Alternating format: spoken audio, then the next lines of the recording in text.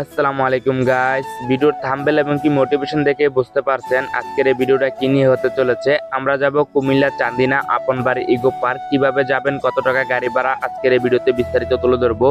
এই যে রাস্তাটা দেখতে পারতেছেন, এটা মূলত নুরিতলা থেকে আপনবাড়ি যাওয়ার রাস্তা। এই রাস্তার অবস্থা কতটা খারাপ আপনাদেরকে বলে বোঝাতে পারবো না। দীর্ঘ 5 মিনিট বসে থাকার পর চলে আসলাম আপনবাড়ির মেইন গেটের সামনে। আপনারা যদি আপনবাড়িতে ঘুরতে আসতে চান, অবশ্যই আপনারা নুরিতলা থেকে 10 টাকা করে চলে আসবেন আপনবাড়ির মেইন গেটের সামনে। আপনারা যদি ভলে করে না ওঠেন, অবশ্যই আপনাদের থেকে ভাড়া বেশি নেওয়ার চেষ্টা করতে পারে। আমাদের থেকে 15 টাকা করে নেওয়া হয়েছে আমরা ভলে না ওঠার কারণে।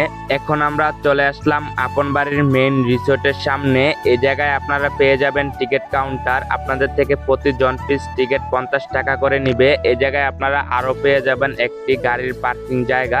এই জায়গায় ছোট বড় সব রকমের গাড়ি কিন্তু পার্কিং করতে পারবেন। এখন যে গাড়িগুলো আপনারা দেখতে পারতেছেন, এই জায়গায় মূলত যারা ঘুরতে আসছে তারাই কিন্তু এখানে বাইকগুলা রেখে রাখছে।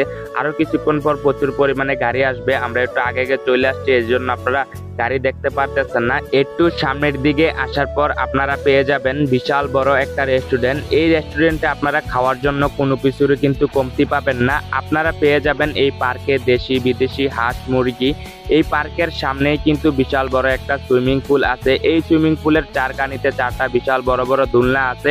এই সুইমিং পুলের মাঝখানে পেয়ে যাবেন একটা ওয়াটার ঝর্ণা। আর চারকানিতে যে 4টা দোলনা দেখতে পারতেছেন, এগুলোতে মূলত যারা ঘুরতে আসে তারাই কিন্তু ওঠে। এটার ভিতরে পেয়ে যাবেন 20টারও বেশি রাইড। হয়তোবা যারা 2 থেকে 3 বছর আগে আসছিলেন তারা এখানে এতগুলা রাইড একসাথে দেখতে পারেন নাই। এখানে আগে রাইড ছিল 2 থেকে 3টা। যখন আমি 3 বছর আগে আসছিলাম, 2 থেকে 3 বছর আগে আসছিলাম, তখন রাইড ছিল 2 থেকে 3টা। এখন 20টিরও বেশি রাইড এই জায়গায় অ্যাড করা হয়েছে। এখানকার যে রাইডগুলো আপনারা দেখতে পারতেছেন, এই রাইডগুলাতে ছোট বড় সবাই উঠতে পারবেন। এই রাইডগুলাকে অন্যরকম ভাবে ডিজাইন করা হয়েছে। আপনারা পার্কের ভিতরের রাস্তাগুলাতে দেখবেন এরকম গোল গোল ডিজাইন করা ব্লক দেওয়া আছে।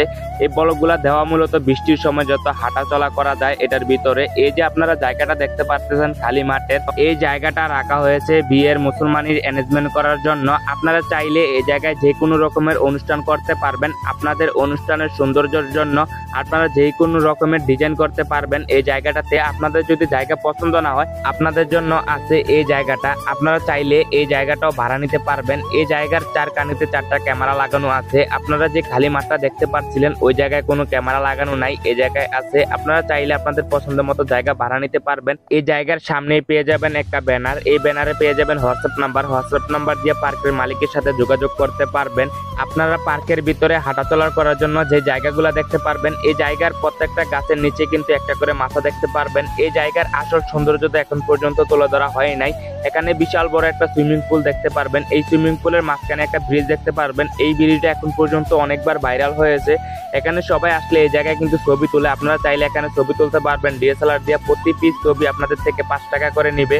এই ব্রিজে আসার পর এখন পর্যন্ত ছবি তোলা নাই এমন মানুষ খুঁজেও পাওয়া যাবে না। এই সুইমিং পুলে আপনারা পেয়ে যাবেন রাজহাঁসের নৌকা। এই নৌকায় যদি আপনারা উঠতে চান, তাহলে আপনাদের থেকে প্রতি জন পিস 50 টাকা করে নিবে। 2 জন 100 টাকা। আপনারা যদি 50 টাকা দিয়ে ওঠেন, তাহলে এই পুরোটা সুইমিং পুল শুধুমাত্র একটা ঘুরান দিতে পারবেন। আমরা 2 জন নৌকায় উঠি নাই, আমাদের 100 টাকার মতো খরচ হতো। এই জন্য আমাদের বাড়ির কাছে নৌকা আছে, আমরা কিন্তু এই জন্যই নৌকায় উঠি নাই। আপনারা অবশ্যই নৌকা উঠবেন, না হলে আসল মজাটা পাবেন না। এটা হচ্ছে পার্কের লাস্ট সীমানা।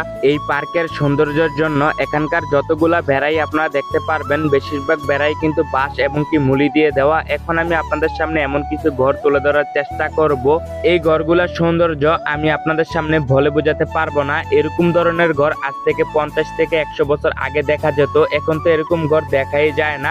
আপনারা যদি এই পার্কে আসেন, তাহলে এরকম ঘর প্রচুর পরিমাণে দেখতে পারবেন।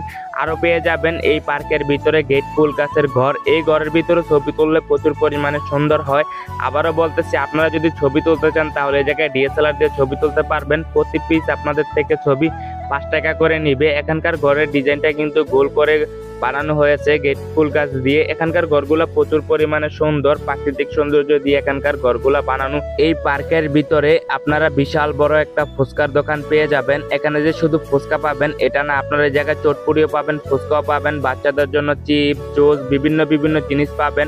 আবারও বলতেছি, পার্কের লোকেশনটা কুমিল্লা চান্দিনা আপনবাড়ি পার্ক। আপনারা যদি নুরিতলা আসেন, তাহলে আপনারা 10 টাকা দিলে কিন্তু আপনবাড়ি পার্ক নিয়ে আসবে। এখানকার যে ঘরগুলো আপনারা দেখতে পারতেছেন, এখানকার ঘরগুলো কিন্তু প্রচুর পরিমাণে সুন্দর। আজকের এই ভিডিওটা এইটুকুই, আমার জন্য দোয়া করবেন। ইনশাল্লাহ দেখা হচ্ছে পরবর্তী কোনো ভিডিওতে।